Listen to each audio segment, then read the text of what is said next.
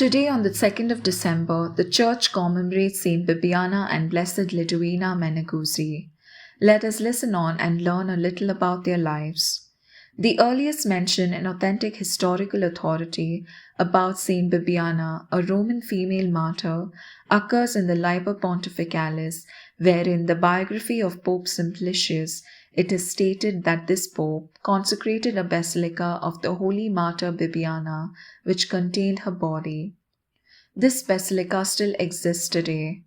In the 5th century, therefore, the bodily remains of Saint Bibiana rested within the city walls. We have no further historical particulars concerning the martyr or the circumstances of her death. Neither do we know why she was buried in the city itself. In later times, a legend sprang up concerning her, connected with the acts of the martyrdom of Saints John and Paul. According to this legend, Bibiana suffered in the persecution started by Apronius, governor of Rome, who was appointed by Emperor Julian in the year 363. She was the daughter of Christians Flavianus, a Roman knight, and Dephrosa, his wife. Flavianus was apprehended during the reign of Julian the Apostate, branded on the face as a slave, and banished to Tuscany, where he died of his wounds a few days later. Her mother Dephrosa was beheaded 2 weeks later. Their 2 daughters, Bibiana and Demetria, after the death of their parents, were stripped of all that they had in the world and then imprisoned with orders to give them no food. The governor offered them rewards if they would abandon their faith and threatened a cruel death if they would not conform. But they replied courageously that the goods and advantages of this world had no attraction for them, and that they would endure 1,000 deaths rather than betray their faith and their Saviour. Demetria, after having pronounced this ardent defense, fell dead at the feet of the tyrant and expired at her sister's side. She is inscribed in the Roman Martyrology on June 21st. The governor gave orders that Bibiana be placed in the custody of a woman named Rufina, who was commanded to corrupt her or mistreat her. But the martyr made prayer her shield and remained invincible.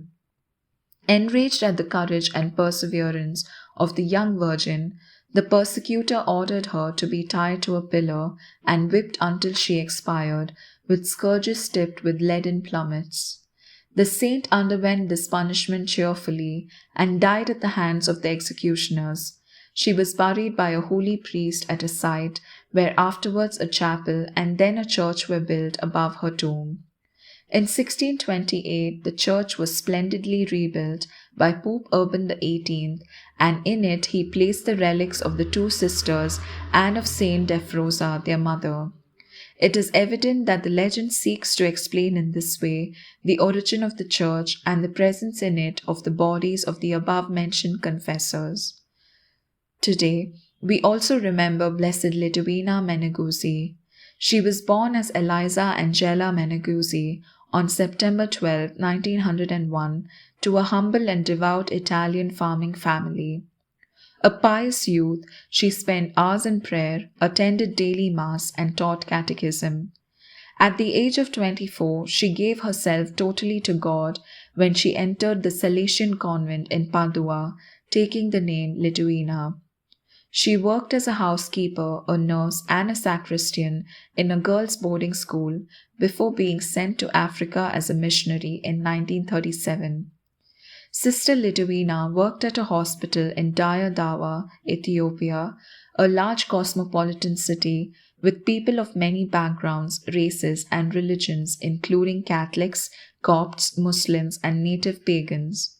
With the outbreak of World War II in 1939, the hospital was taken over by the Italian military, and she devotedly cared for the wounded. When the city was bombed, she worked in the streets, carrying the wounded to shelters, baptizing dying children, leading dying Christians through acts of contrition. Through her saintly witness, Sister Liduvina attracted many of the Catholic faith. For this reason, she was given the name the Ecumenical Flame. She died of cancer at the age of 40 on December 2, 1941, in the hospital of Dire Dawa, Ethiopia, where she spent her last years. Her body was returned to the mother house of her congregation in 1961. She was beatified on October 20th, 2002 by Pope John Paul II. Having heard about the lives of these great saints, let us place our petitions before them and all together say, Saint Bibiana and Blessed Lidwina Meneguzzi, pray for us.